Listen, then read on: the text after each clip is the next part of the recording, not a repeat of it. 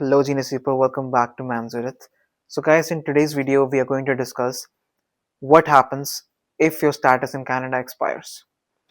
Before we start the video, make sure you subscribe our channel because in this channel I talk about Canada, Canadian news, Canadian immigration, laws, updates, and also I help students learn both official languages of Canada, English and French.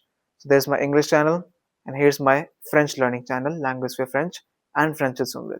So make sure you support me throughout the journey and let's start today's topic. What happens if your status in Canada expires? So if you're a new immigrant, either you came on a visitor visa, study permit or work permit. Now, if you are a student or work permit holder, then things become more complicated for you. But if a work permit holder, usually these are students who did a 1 year diploma or 2 year diploma. If you did a 2 year diploma or 2 year post graduation, then you get something called post graduation work permit or PGWP.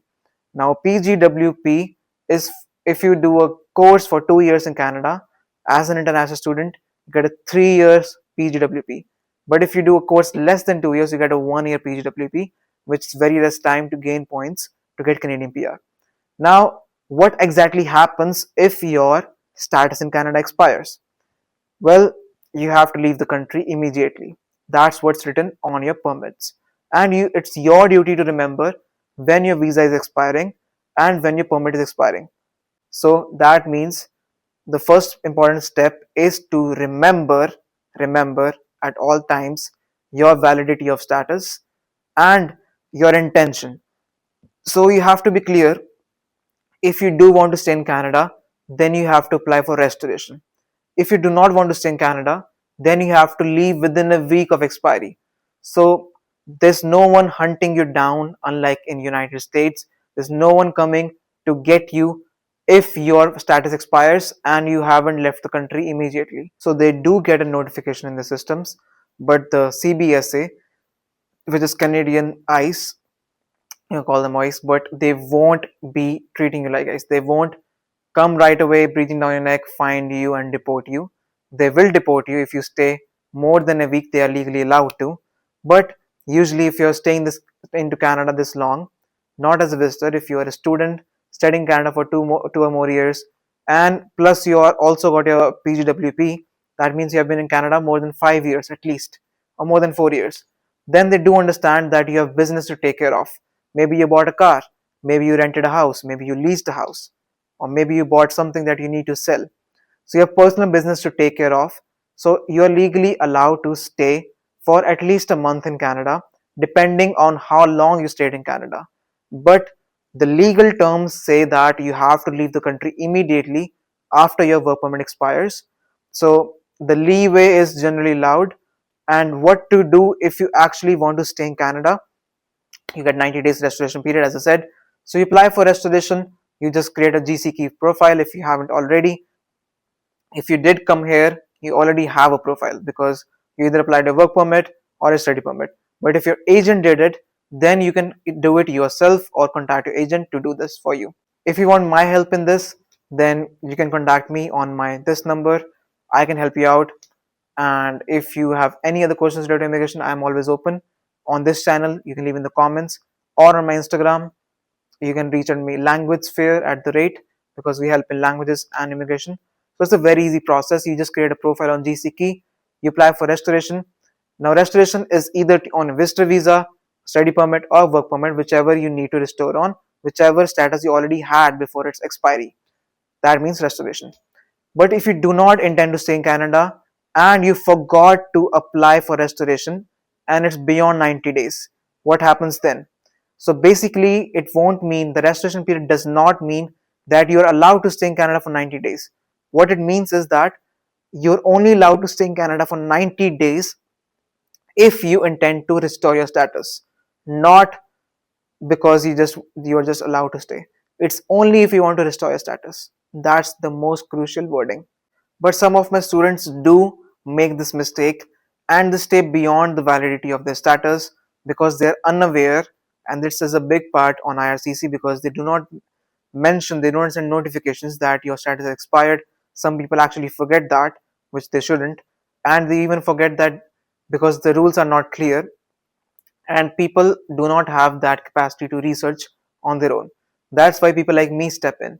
So if you did overstay your status, if you forgot to restore your status and it's more than 90 days, then my friend, things can go wrong. But here's how to save yourself then. First step is either apply, just submit a web form online through their IRCC portal. Now, web form is basically a form in which you can attach an affidavit or an explanation stating that the reasons why you overstayed your stay, because of genuine reasons, that you had to take care of your personal business, you had a car to sell, you had to release your house, or any other reason, you had friends here to say goodbye, whatever, farewell parties, whatever reason you want to give, mention that in the letter and submit that as a web form. And whenever you applied for anything in Canada, visitor visa, study permit, or any permit, you must have got a UCI ID, unique client identifier ID, your passport number, or your previous application number.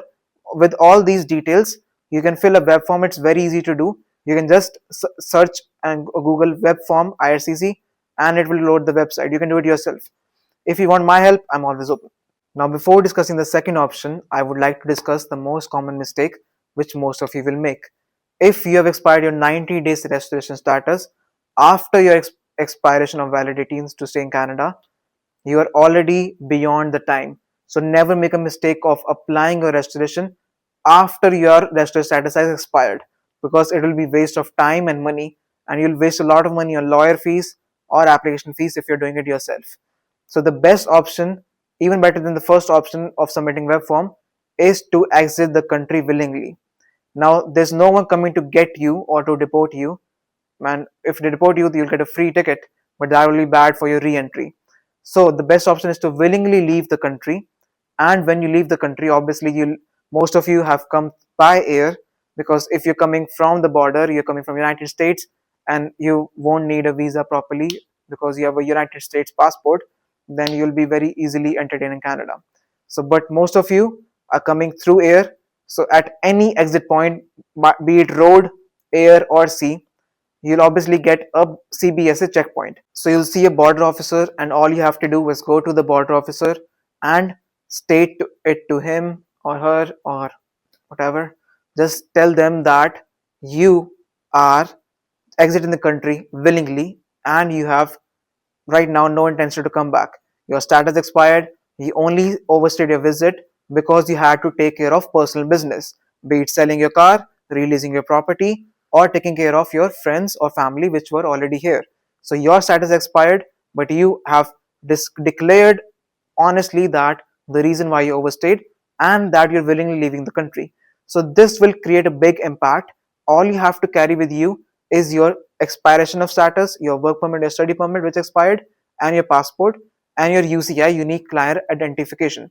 So with the unique client identification, the border officer can directly see your file and can add some notes that you actually talked to them before going. So I would recommend, before you leave the country, if you have a flight, let's say at 2 p.m., reach the airport 7 hours before so that you can locate the border security office and you can connect with an agent or the border services officer, and you can tell them your story, and you can properly mention that, can you please add that in my file, can you please add that in your notes in your UCI ID, so that whenever you apply for a visa next, then an IRCC officer can directly see that you willingly left the country and you did not commit any crime and you were not deported.